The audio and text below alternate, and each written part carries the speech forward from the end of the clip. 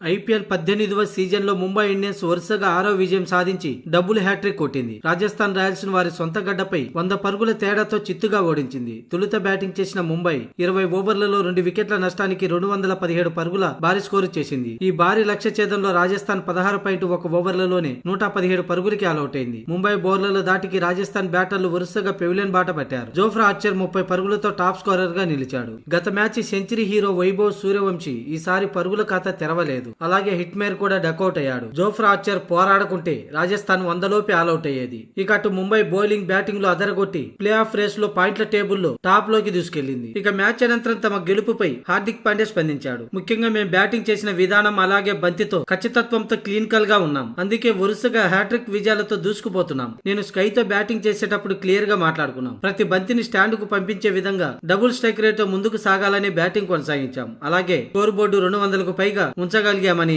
అంతకు ముందు మా ఓపెనర్లు రోహిత్ శర్మ, ర్యాన్ ఒకే విధంగా బ్యాటింగ్ చేశారు. 10కు పైన రన్ రేట్ తో మంచి ఆరంభాన్ని ఇచ్చారు. దాన్ని నేను సూర్య కొనసాగించామని హార్దిక్ పాండ్యా తెలిపాడు. మేము ఈ సీజన్ ఆరంభంలో వరుసగా 5 మ్యాచ్ల్లో 1 విజయం మాత్రమే అందుకున్నాం. ప్రస్తుతం అయితే మేము అటు బ్యాటింగ్ బౌలింగ్ లోనూ సమిష్టిగా రాణిస్తున్నాం. ముఖ్యంగా మా ఓపెనర్ రోహిత్ శర్మ తను ఫామ్ లోకి రావడం బాగా కలిసి వచ్చిందని, స్కోర్ బోర్డుపై తగినన్ని పరుగులు ఉంచగలుగుతున్నామంటే ఆరంభంలో రోహిత్ శర్మ బ్యాటింగ్ గట్టి పునాదిగా మారిందని హార్దిక్ పాండ్యా ప్రశంసలు కురిపించాడు. అలాగే మా బౌలింగ్ అటాక్ కూడా అద్భుతంగా ఉంది. ప్రస్తుతం మా జట్టు అన్ని విధాలుగా సమతూకంగా తమ పాత్రలతో ముందుకు వెళ్తున్నామని, అందుకే వరుసగా విజయాలు సాధిస్తూ ఈ సీజన్ లో చివరి స్థానం నుంచి ప్రస్తుతం మొదటి స్థానానికి చేరుకున్నాం. తర్వాత మ్యాచ్ల్లోనూ ఇదే విధంగా తమ ఆట తీరును ప్రదర్శిస్తామని హార్దిక్ పాండ్యా తెలిపాడు.